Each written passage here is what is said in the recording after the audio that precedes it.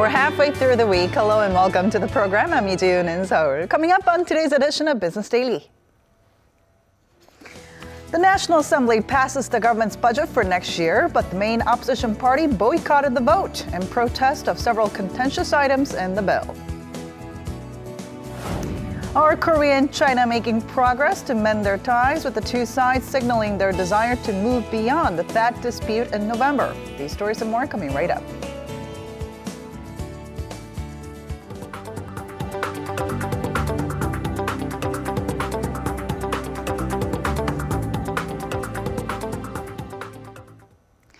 But first, Korea's economy is expected to grow 3.1% this year, thanks to surging exports and a recovery in domestic consumption.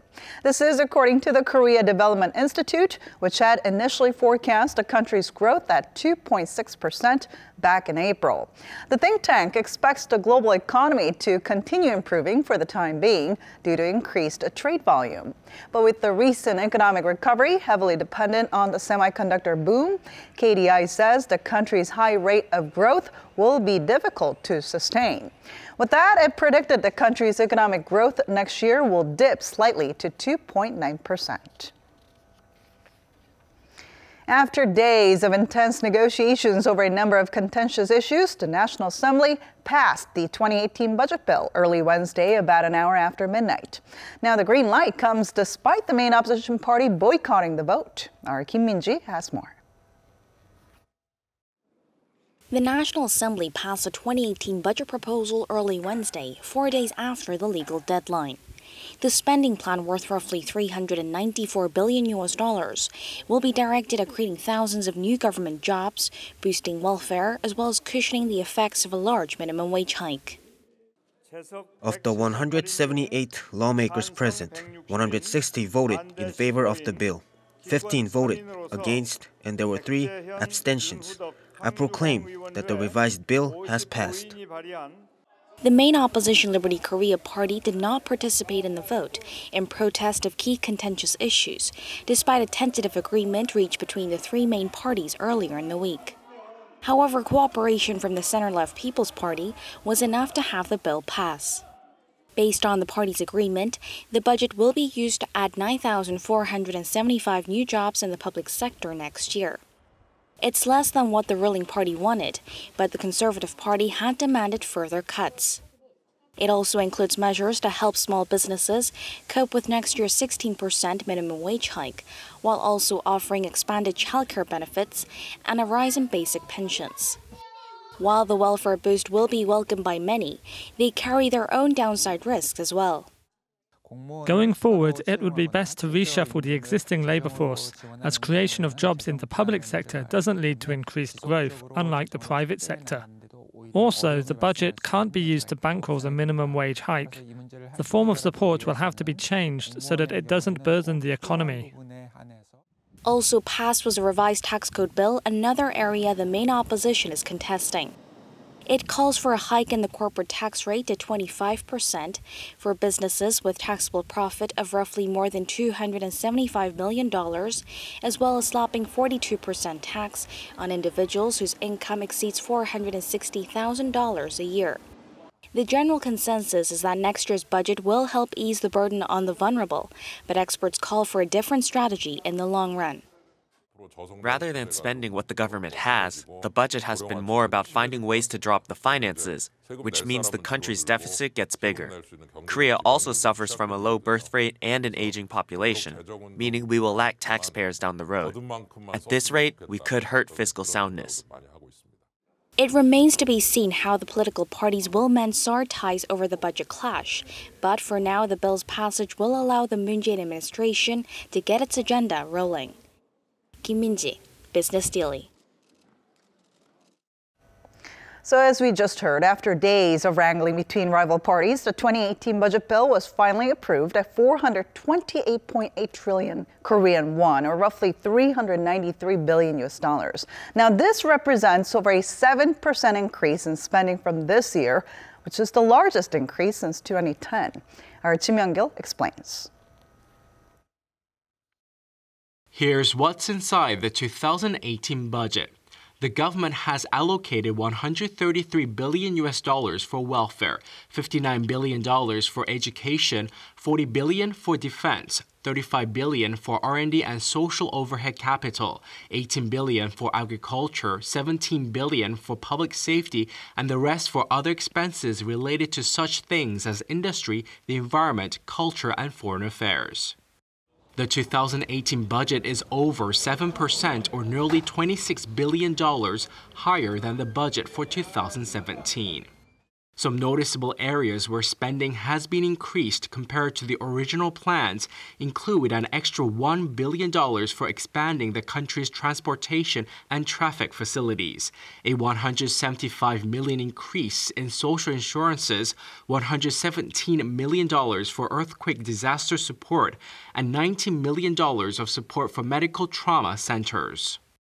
Concerning North Korea's growing nuclear and missile threats, South Korea's defense budget has increased by 7% compared to last year. But experts say this is not enough. It's far from enough. North Korea is an existing threat to us. They can fire missiles at us at any time. It's urgent for South Korea to deploy interceptor missiles, but if we look into the defense budget, the budget has been allocated into the 2020s for the completion of installing South Korea's missile defense system. South Korea's military is pushing for the so-called three-axis defense scheme, referring to the kill chain preemptive strike system, using a THAAD or Patriot missile defense system to counter North Korean missiles, and taking retaliatory measures using ballistic missiles. The world's top military spenders in 2016 were the United States, China, and Russia, while South Korea was in 10th place. When compared with OECD nations, South Korea ranked 6th, just behind Germany. Kim Young-gil, Business Daily. Soon after the parliament approved next year's budget, the Blue House expressed its relief, welcoming the National Assembly's decision. In a statement under the name of the Cheongwade spokesperson, the presidential office said it was relieved that the bill was passed, even if it was a little late. It stressed that next year's budget was heavily focused on job creation and to improve people's livelihoods. The Blue House also promised that the government would put its utmost effort into making sure that next year's budget is appropriately executed for the people. To prepare for possible amendments to the Korea-US FTA, Seoul's government has conducted economic feasibility studies and gathered public opinion.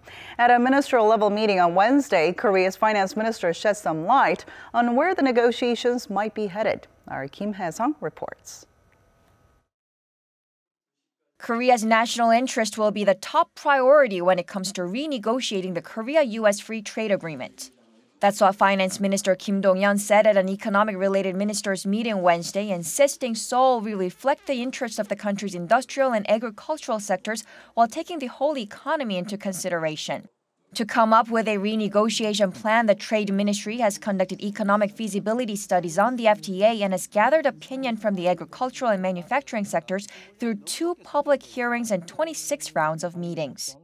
According to government data, Korea's trade surplus with the U.S. reached a peak of $25.8 billion in 2015, but it has been dropping since. It's expected to fall below the $20 billion mark by the end of this year, a low not seen since 2012. The Trade Ministry says the report will be submitted to the National Assembly this month, finalizing the last domestic legal process to start FTA renegotiations. This comes after the leaders of South Korea and the U.S. agreed to speed up the process of amending the trade pact during their summit in Seoul in early November. But to kickstart renegotiations, the Trump administration has to go through its own domestic process. It's required to send a letter notifying Congress that it intends to launch official talks 90 days before the start of renegotiations, hold public hearings, and disclose its goal. Kim Hae-sung, Business Daily. President Moon is set to spend 3 days and 4 nights in China starting next Wednesday as part of his summit meeting with Chinese President Xi Jinping. Following the talks in Beijing, President Moon plans to visit the city of Chongqing, which is home to many Korean firms operating in the nation. The visit is expected to focus on finding a peaceful solution to North Korea's growing nuclear and missile threat. The two leaders are also expected to continue repairing their bilateral relations, which had taken a sour turn following the THAAD controversy. In late October, Korea and China reached an agreement to end their row over Seoul's deployment of a U.S. THAAD missile defense system. And following months of visible retaliatory measures by China, there are now expectations that the two countries' trade relations and economic exchanges can get back on track. For more details on this, we have our Oh Jung-hee joining us in the studio today. Hi, Jung-hee. Hello, Jiun. All right, so let's start with China's recent lifting of a tour ban to Korea. We're hearing China's tourism administration decided to allow the resumption of sales of group tours to Korea. That's right, Jiun. That move comes 8 months after China's local tourism authorities told travel agencies to stop selling Korea-bound tour programs in mid-March. But that's only a partial lifting of the ban. Take a look. 5 conditions are tied to the resumption of Korea-bound package tour sales. Only tour agencies in the capital Beijing and in the eastern Shandong province are allowed to sell Korea-bound tour programs, and they're only limited to offline tour agencies. Charter flights and cruise ships cannot be used, and tour programs cannot be of low prices. Finally, package tours must exclude visits to hotels or duty-free stores owned by Lotte, the Korean conglomerate which sold the land that is now home to a THAAD battery. A China expert in Korea says the resumption of tour sales wouldn't bring about a big change. Tourists from Beijing and Shandong only take up 25 to 30%. Most actually come from Shanghai or Jiangsu province. Also, for Chinese tourists, not being able to use chartered flights and cruise ships makes traveling bothersome. This ban removal will have very limited effects. Industry insiders have said agencies in other provinces will also be allowed to sell group tours to Korea gradually, but the expert says that still remains to be seen. And that's because there's still pressure from China that Korea should keep its promises of not deploying additional THAAD batteries, not joining a U.S. missile defense network, and not forming a joint military alliance with the U.S. and Japan. China's state-run newspaper, Hwancho Shibao, has warned that if these promises are not kept, Chinese people won't visit Korea or buy Korean goods, which hints that economic retaliations could resume at any time. All right, so it seems perhaps that we're not completely out of the woods yet in regards to that controversy. But, I mean, how are related industries reacting to these developments? And also, what are analysts saying about this situation? Well, some welcome this move despite being a partial lifting of the ban, while others are still more skeptical. Take a listen. Although the ban was lifted only in Beijing and Shandong province, we are welcoming the move as we thought China's THAAD retaliations would last much longer. We're only seeing this as a half measure due to the restrictions still in place for Lotte's hotels and duty-free shops. Market analysts see department stores, duty-free shops, and hotels, which were the hardest hit, will also see the most recovery in sales. The total number of Chinese tourists to Korea is expected to number around 4 million this year, which is only half of what we saw last year. The National Assembly Budget Office says Korea's economic losses will amount to almost $6.8 billion, with $4.5 billion coming from the drop in shopping revenues and $900 million from accommodation services. As there have been signs of a thaw in the THAAD row, Korea's duty-free stores have been showing better performances. The one recovering the fastest is Shinsegae, now recording the highest stock price this year. Hotel Sheila is also rising fast. Its stock price rose from $36 to $80. So at this point, I mean, how is Lotte reacting to China's recent measures? I mean, we know that local tour agencies in China are being told to boycott Lotte-owned hotels and duty-free stores. Well, Lotte has been reluctant to speak on the matter and has only said that it will keep a close eye on the soon-to-be-held Korea-China summit talks. But there are disgruntled voices coming from within Lotte that it's bearing all the responsibility over a decision made by the government. Just to give you a reminder, 87 out of Lotte's 112 supermarkets in China have been closed, and sales at the 12 stores that remain in operation have plummeted over 80%. Lotte's duty-free shops has also saw total sales dropped by 20%, and it has also stopped its construction of a theme park in the northeastern Chinese city of Shenyang. Businesses of 24 Lotte-owned companies have come to a halt in China, leading to losses of up to 2 trillion won or $1.8 billion US. And we know that China's retaliatory measures also included the blocking of Korean exports through non-tariff barriers like stricter quarantine and regulations. So could this partial ban lift be a sign of improved relations, economic relations between the two countries? And also, what lessons could Korean firms and industries take away from this drawn-out controversy? Tune for that. Let's first take a listen to what an expert has to say on that. Because China is concentrating on fostering a domestic-based economy and growing local industries, we'll need more time for a full-scale recovery. The growth of Korean exports to China has been slowing since 2012, but it's also shown signs of recovery slightly this year. This means that China's retaliatory measures are not the main cause of Korea's dwindling exports to China. Pundits say Chinese industries are growing at a very fast pace, closing the gap with Korea in terms of technology and product quality, while offering much lower prices. So local Chinese consumers now have higher standards, buying either local goods or others with a high brand value and better quality. Sales of Korea's consumer products like cosmetics or food may actually rebound quite soon, as they've been recognized to be of high quality and are popular with local consumers. But experts say assembly and machinery-related industries like automobiles, electronics, iron, and steel, the main growth engines of Korea's economy, in fact, first need to regain competitiveness in price and quality. Then, Korea should look to secure a solid foothold in the Chinese economy. We should have a few of our industries fuse with Chinese industries and seize other markets together. The Chinese government is stressing overseas expansion to its companies and sees Korea as the best partner for doing that. All right, so this is definitely a sign of thawing relations between the two countries, at least that had seen escalated tensions over the THAAD development over the past couple of months. And hopefully we see a positive outcome from the summit meeting next week between President Moon and President Xi Jinping. Yep, that is correct. We have to look forward to the summit talks next week, or very soon to be held, and we will see the further developments on that deployment and the row between the two countries. All right, thank you so much for coming in today. My pleasure.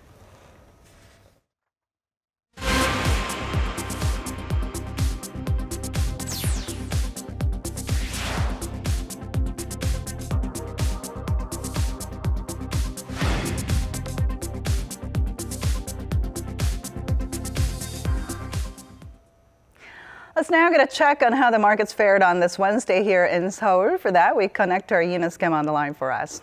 So Eunice, it looks like it was a down day for Korea's major bourses. How did the trading day wrap up?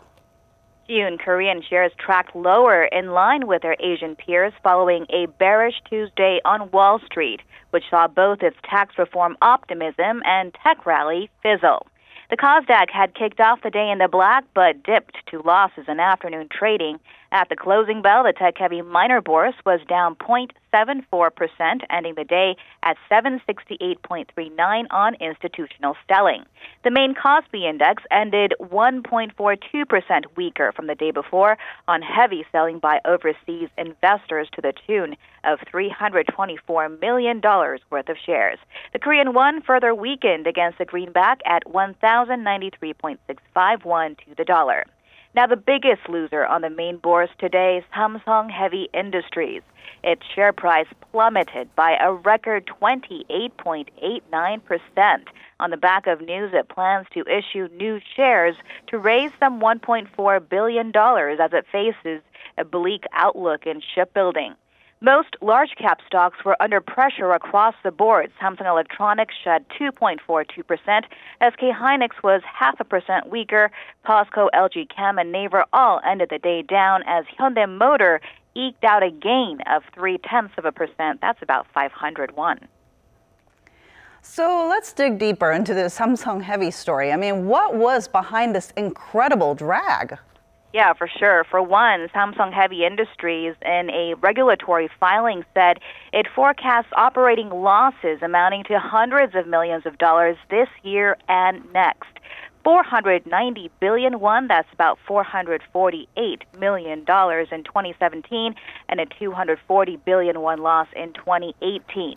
This as demand for new ships and offshore energy products are to continue their deflating trend at least through next year.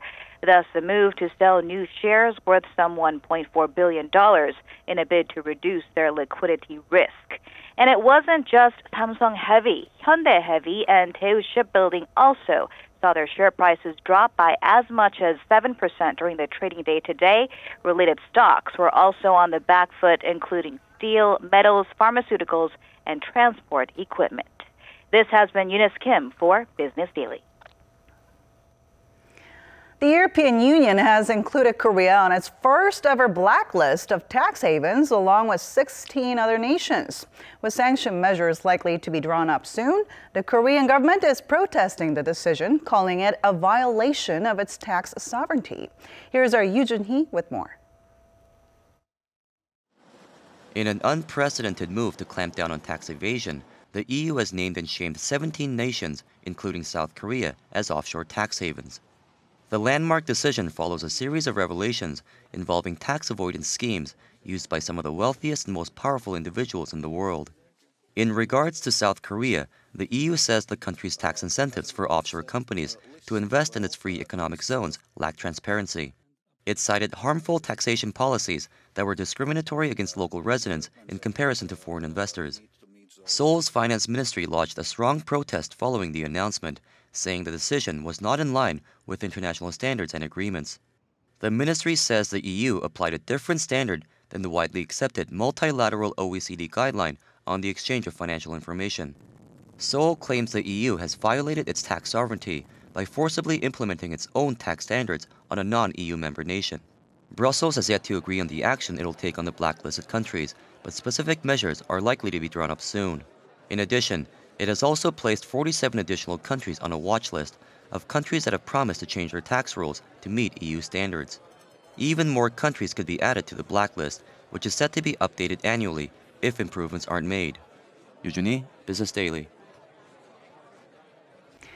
The tourism industry in the Indonesian resort island of Bali has been hit hard by the eruption of a volcano, the first in over 50 years.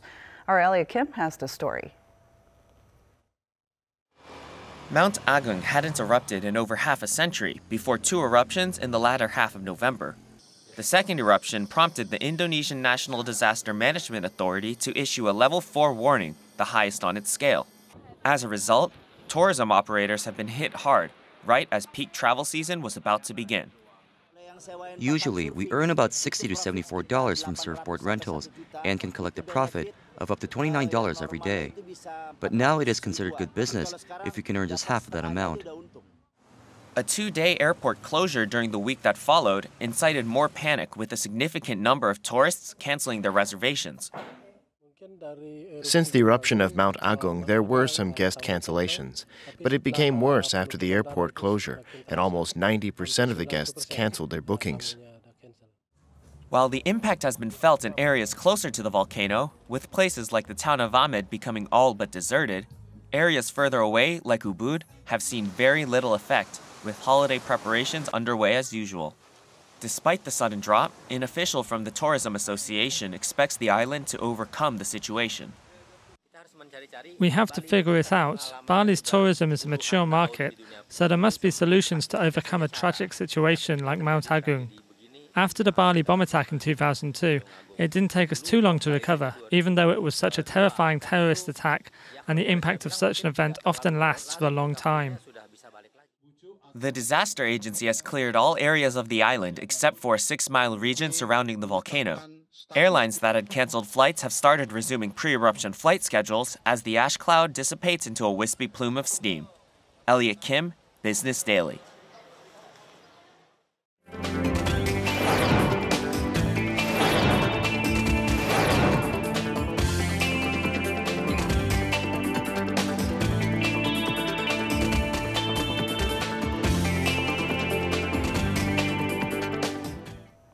And that wraps it up for today. Thanks for watching, and we'll be back tomorrow with more at the same time, same place for your Business Daily. Until then, goodbye.